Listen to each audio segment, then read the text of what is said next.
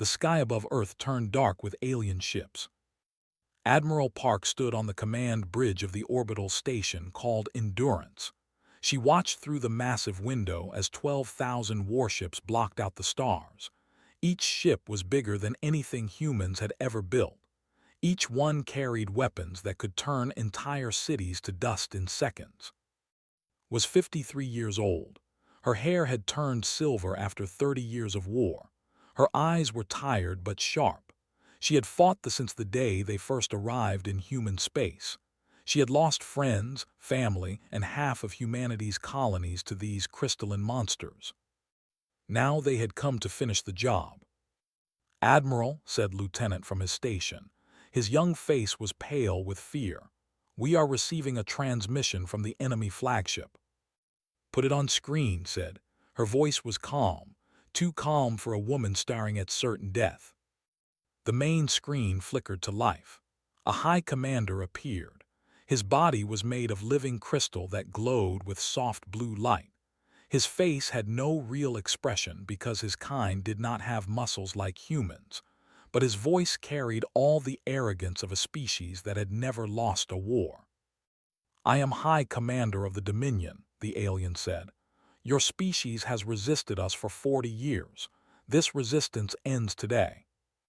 Said nothing, she just watched. "You will surrender unconditionally," continued. "Your fleet will power down all weapons. Your soldiers will drop their arms. Your people will be moved to labor colonies where they will serve the Dominion. You have 6 hours to accept these terms. If you refuse, we will destroy your planet and everyone on it." The screen went dark. Silence filled the bridge. Every officer stared at their admiral, waiting for her reaction. Some expected her to rage. Some expected her to cry. The situation was hopeless. Everyone knew it.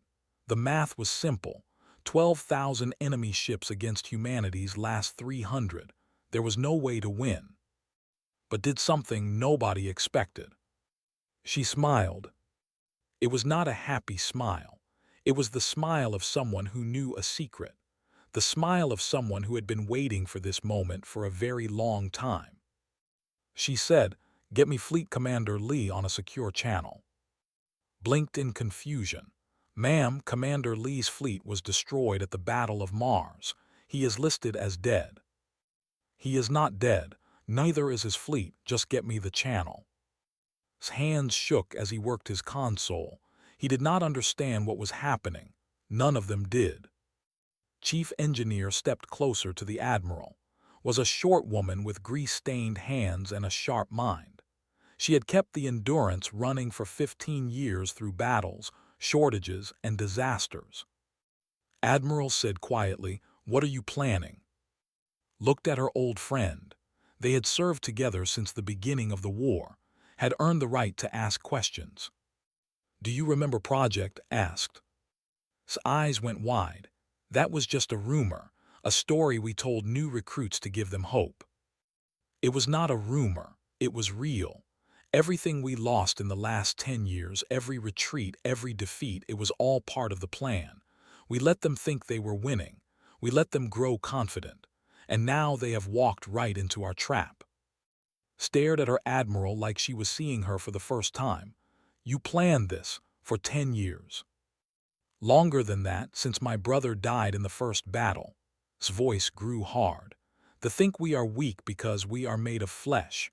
They think we are stupid because we feel emotions. They have conquered 100 species with that belief, but they have never fought humans before. Not really." The communication console beeped. Looked at it with disbelief on his face. "Admiral, I have Commander Lee on the channel. He is alive. His signal is coming from behind Jupiter." "Of course he is." Walked to the console. "Can you hear me?" A man's voice came through the speakers. It was rough and tired but filled with excitement. "I hear you. We have been waiting for your call. The fleet is ready. All 200 ships hidden and armed. The ghosts are in position on Earth. Say the word and we end this." Looked around the bridge at her officers. They were confused, scared, but also something else. Something that looked like hope. "Not yet," she told. First, we let them think they have won. We power down our stations. We go dark. We let them land their troops and spread across the planet. And when they are stretched thin and overconfident, we hit them with everything we have. Understood, we will be ready. Lee out. The channel closed, turned to face her crew. Listen carefully, she said. In a few minutes, I am going to order all stations to power down. I am going to make it look like we are surrendering. They will land their soldiers on Earth. They will think they have won. And then they will learn the truth about humanity. She walked back to the main window and stared at the massive alien fleet. Send our reply to High Commander. One word only. Swallowed hard. What word, Admiral? Smile returned. That cold, knowing smile that made her enemies nervous. No. She turned away from the window as her officers scrambled to send the message. They wanted humanity to kneel. They wanted surrender. They wanted fear. They were about to learn that humans did not kneel. Not today, not ever. The war was not over. It was just beginning. High Commander stood on the bridge of his flagship, the Eternal Dominion. He watched the human stations go dark one by one.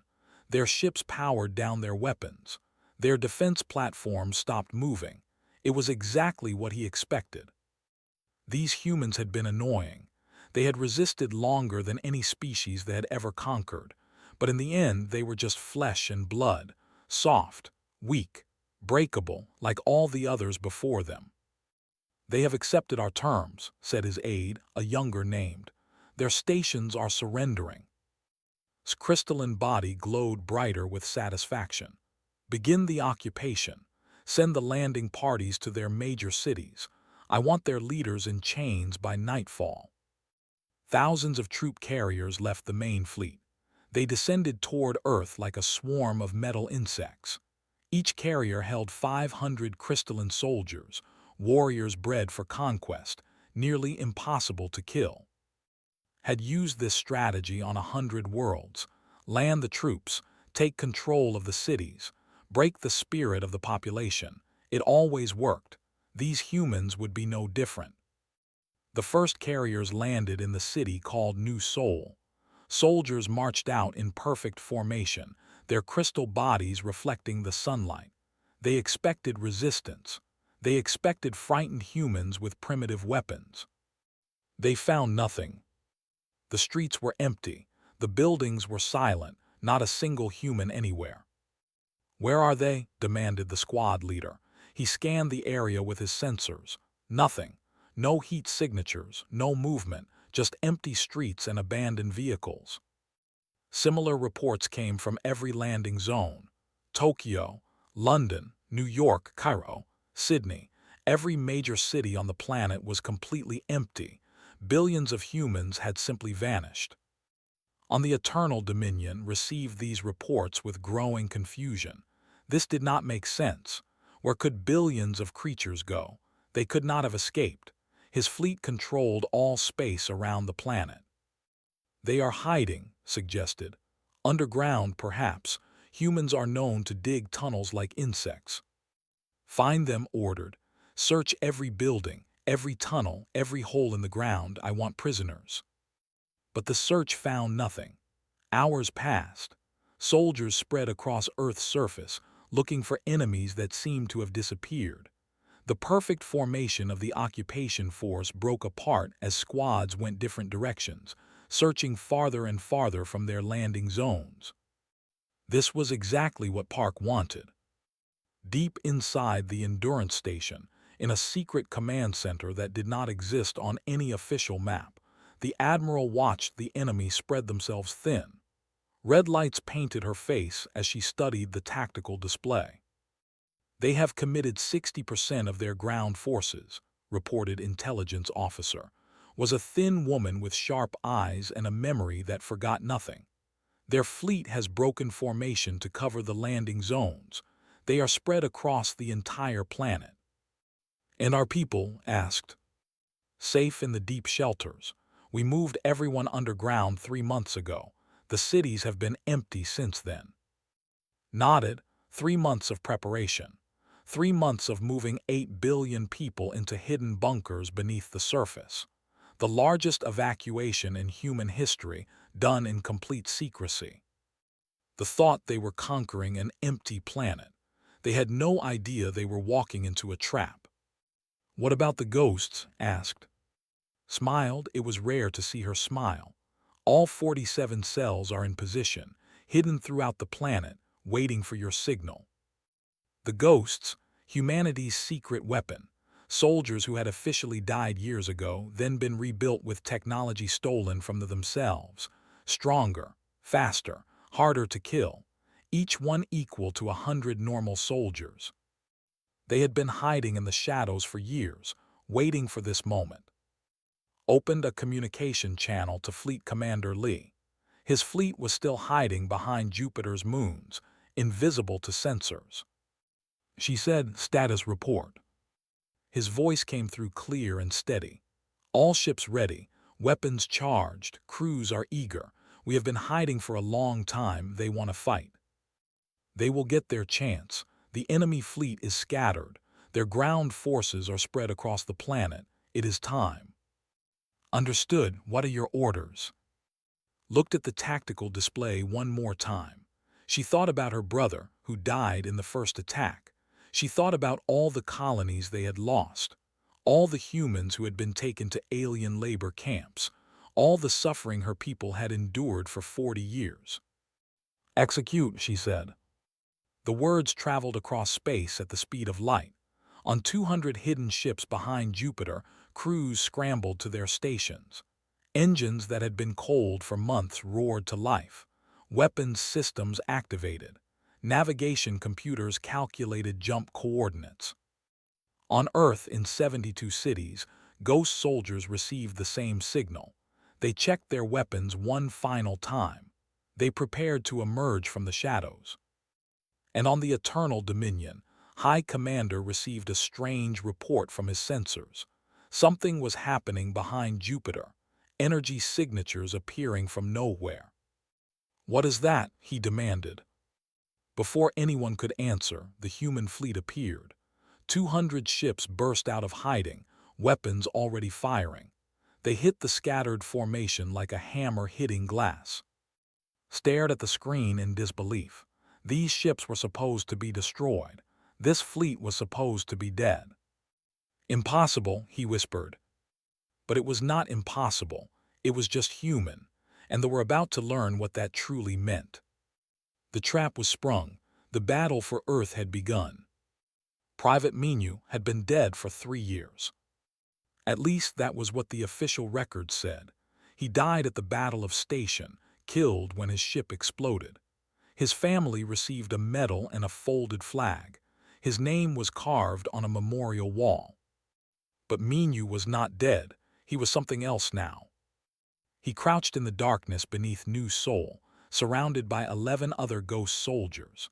The tunnel they hid in was old, built centuries ago and forgotten by everyone except those who needed to disappear.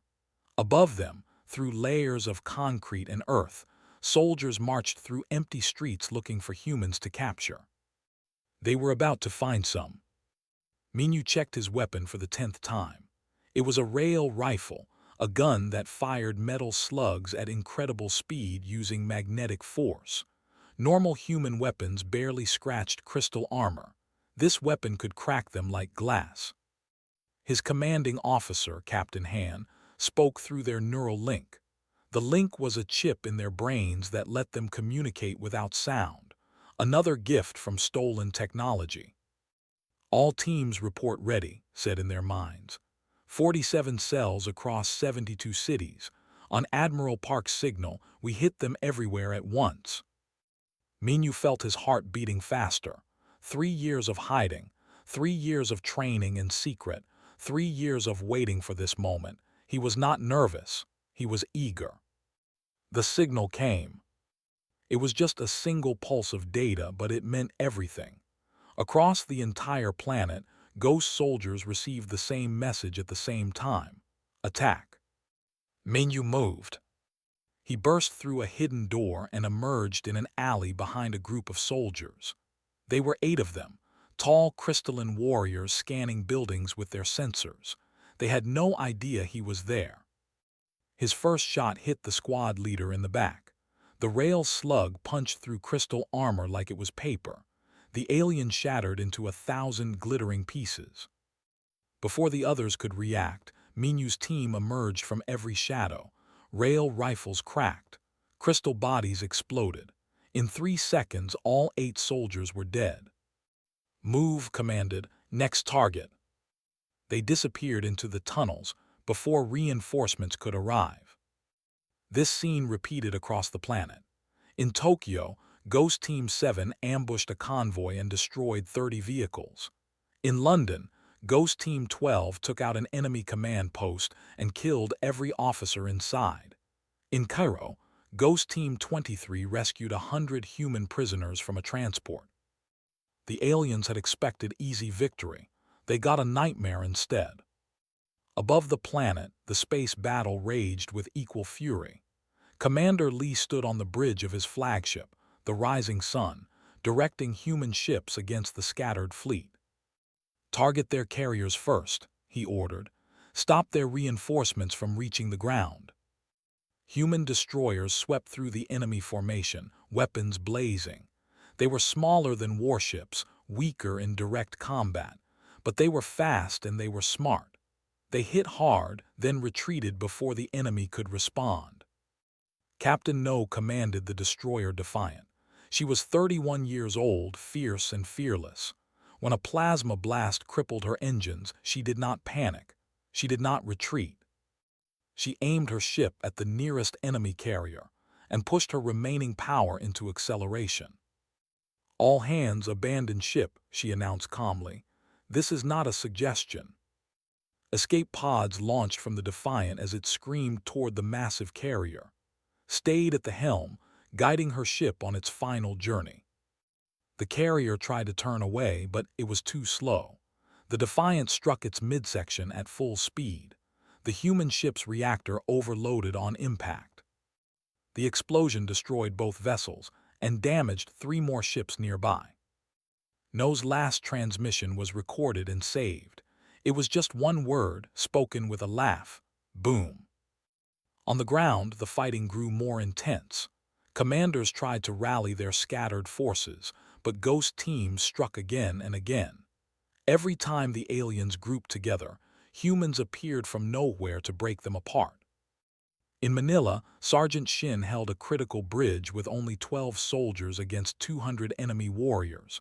They fought for 6 hours, using every trick they knew: hidden explosives, sniper fire from unexpected angles, false retreats that led enemies into kill zones. When they finally overran the position, they found standing alone among the bodies of his soldiers. He was wounded in 3 places and could barely stand, but he was smiling. "Looking for something?" he asked the enemy commander. They stepped forward. "You are brave for a soft creature, but foolish. Your resistance is pointless." Lifted his hand. In it was a small device with a red button. "See, that is where you are wrong," he said. "We humans have a saying: if we cannot win, we make sure you lose too." He pressed the button. The bridge and everything within 200 meters vanished in fire. On the Endurance Station, Admiral Park received reports from across the battlefield. Losses were heavy on both sides, but the plan was working. They were confused, scattered, and dying in numbers they had never experienced before. "Enemy fleet cohesion is failing," reported, his voice filled with exhausted hope. "They are trying to regroup near the outer planets." Studied the display. The enemy still outnumbered them. Their ships were still stronger. By every logical measure, humanity should have lost this battle hours ago. But humans did not fight with logic. They fought with something else, something they had never encountered before. Spite, stubbornness, the absolute refusal to accept defeat. "All units," broadcast, "press the attack. Do not let them regroup. Do not give them time to think. We end this today." The human fleet surged forward. On the ground, ghost teams intensified their strikes. The Dominion, conquerors of 100 worlds, was learning a terrible lesson about underestimating humans. The lesson was written in fire and crystal blood. The Battle of Earth lasted 72 hours. 3 days of constant fighting, 3 days without sleep, 3 days of fire and blood and crystal shattering across space and ground. It was the largest battle in human history, and possibly the last one that would ever matter. Admiral Park had not left the command center since the fighting began. Her eyes were red from exhaustion. Her hands shook from too many stimulant injections. She had eaten nothing but protein bars and bitter coffee for 3 days. But she was winning. Enemy losses now at 40%, reported. The intelligence officer looked just as tired as everyone else, but her voice was steady. They have lost nearly 5,000 ships.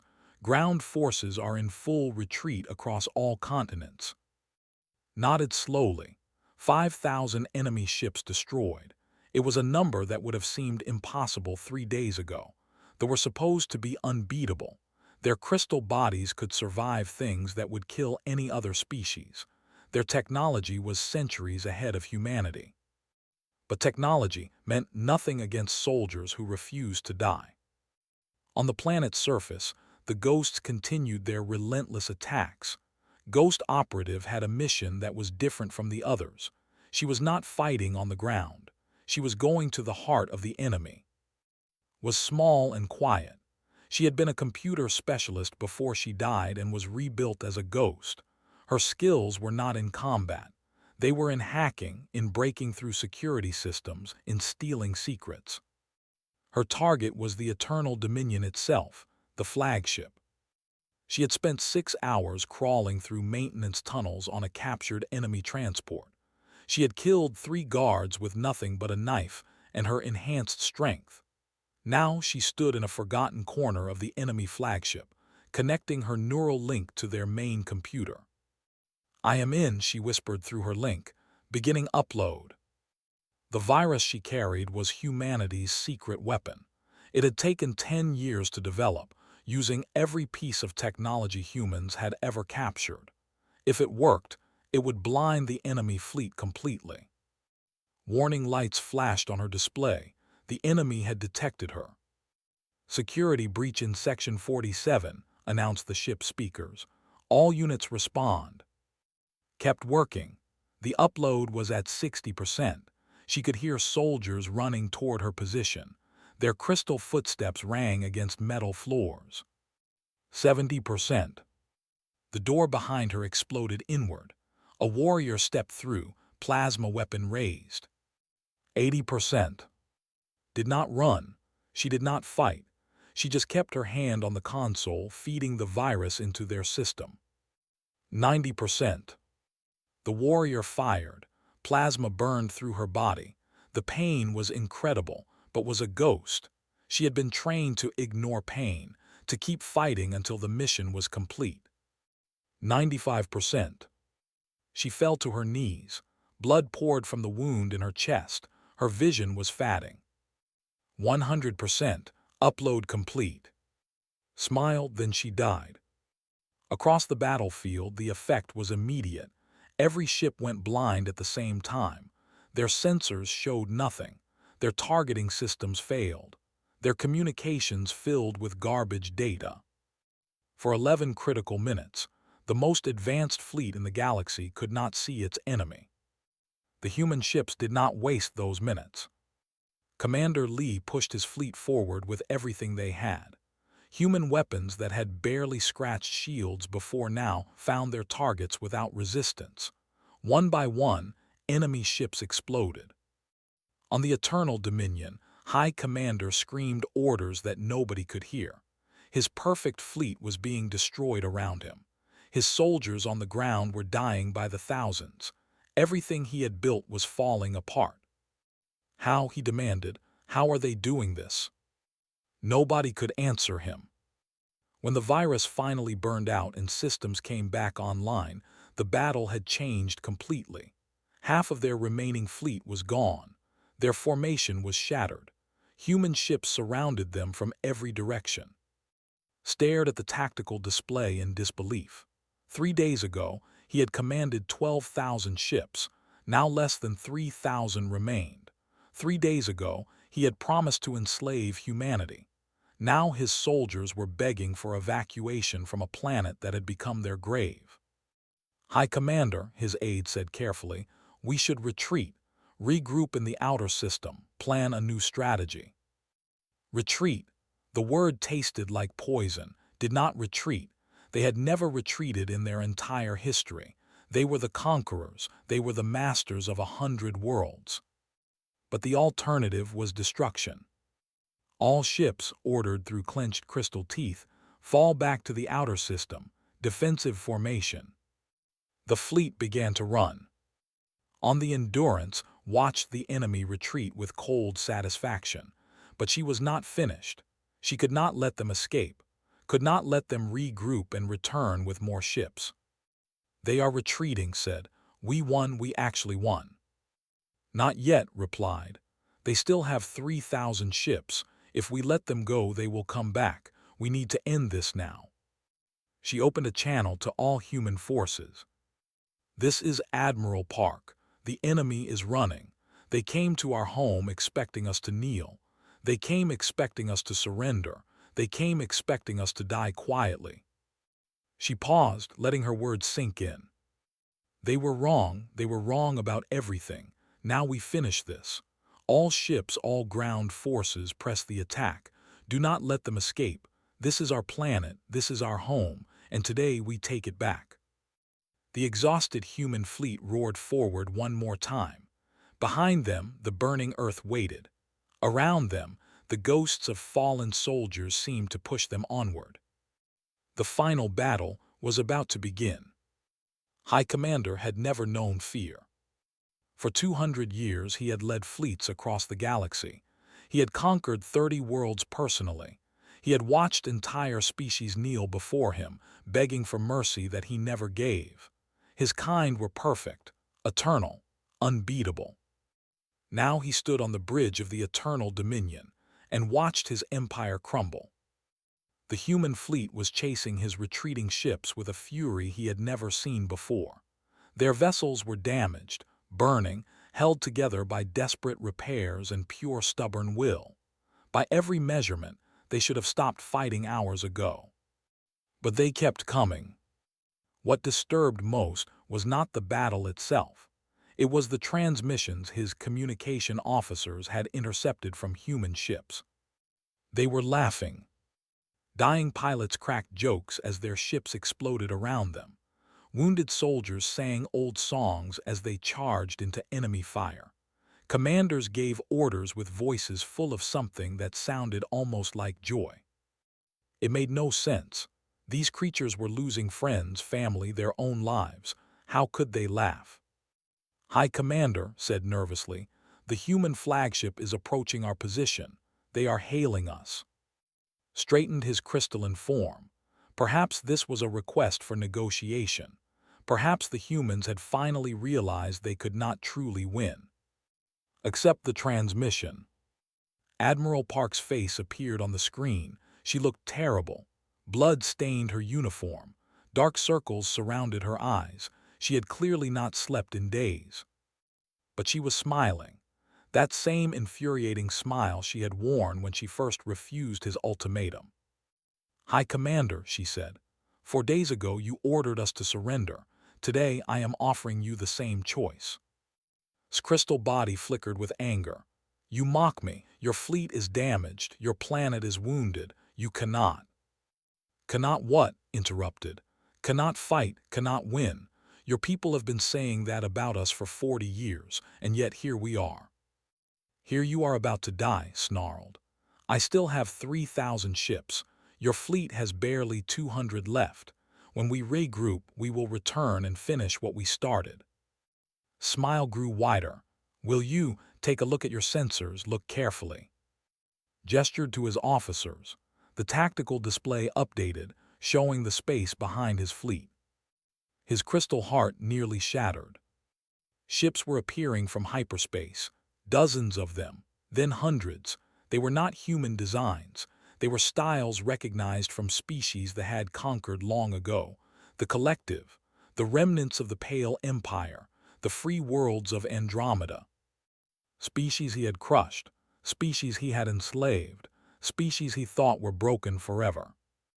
They were here, and they were flying alongside humans, their weapons pointed at his fleet. "Impossible," whispered. "Those species are our slaves, they cannot." "They were your slaves," said. "We freed them. We have been working with them in secret for 20 years. Every world you conquered, every people you crushed, we found them. We armed them, we trained them, and we made them a promise." The Allied fleet opened fire.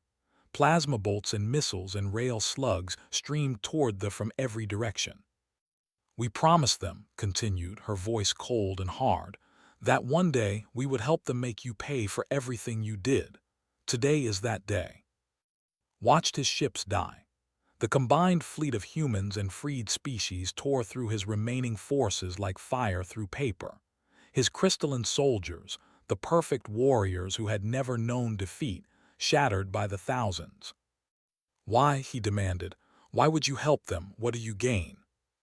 His expression softened slightly. For a moment she almost looked sad. "Because we know what it feels like," she said. "To be conquered, to be told you are weak, to watch your people die and your world burn. We know that pain, and we decided a long time ago that we would never let anyone else feel it without fighting back." Around the Eternal Dominion, the last ships were surrendering or being destroyed. There was nowhere to run. The fleet that had ruled 100 worlds was finished. "You have lost," said. "Your fleet is gone, your empire is crumbling. The species you enslaved are free and they are very angry. This is over." Stood in silence for a long moment. His perfect crystalline body suddenly felt heavy and old. "What happens now?" he asked quietly. "Now you face justice, for every world you burned, for every species you enslaved, for every crime your dominion committed across the galaxy. There will be a trial, there will be punishment, and there will be change." Leaned forward, her tired eyes burning with intensity. "The dominion is over. What comes next is up to you. You can fight to the death and be remembered as monsters. Or you can surrender and maybe, someday, earn the right to be part of a galaxy that does not rule through fear." The transmission ended. High Commander stood alone on his bridge, surrounded by the ruins of everything he had built. Outside his window, human and allied ships waited for his answer. He thought about fighting, about dying gloriously in battle like his ancestors would have wanted. Then he thought about the humans, about how they had tricked him, outfought him, and utterly destroyed everything he believed about the universe. They should have lost. Every calculation said they would lose, but they had refused to accept that calculation. They had fought anyway, with laughter and spite and a stubbornness that all logic. And they had won. "All ships," said heavily, "power down weapons, lower shields." He paused, the words burning like acid. "We surrender." 1 year later, Admiral Park stood before a memorial on Earth. It was built where the old United Nations headquarters once stood, now surrounded by new buildings rising from the ashes of the battle. The memorial was made of black stone covered with names, thousands of names, everyone who died in the Battle of Earth, soldiers, ghosts, civilians who had helped in secret ways. Found the name she was looking for, Park, her brother, the first human to die fighting the 41 years ago. "We did it," she whispered to the stone. "We beat them. It took 40 years, but we won." Lieutenant approached carefully. He was a commander now, promoted after the battle. "Admiral, the ceremony is starting. The freed species are ready to sign the coalition agreement." Nodded. Today, Earth would officially become the capital of a new galactic alliance. Humans and all the species they had freed would work together to rebuild, to heal, and to make sure nothing like the Dominion ever rose again. "One moment," she said. She touched her brother's name one last time. Then she straightened her uniform and walked toward the future. Behind her, the memorial gleamed in the sunlight, a reminder of everything humanity had sacrificed, a promise that it would never be for nothing. They had ordered humanity's surrender. Humanity had smirked and fought back. And in the end, that made all the difference.